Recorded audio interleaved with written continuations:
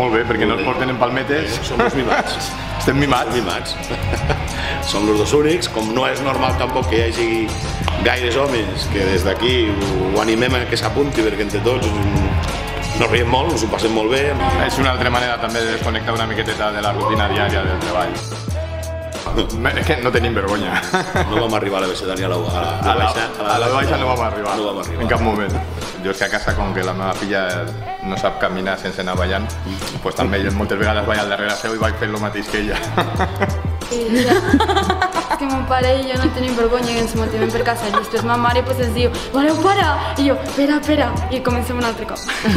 Sempre així. Fa anys no es veia bé perquè el típic noi que hi ha allà li dia ets tal o ets qual, se mirava malament, però ja fa que bastants anys que ja es comença a veure bé.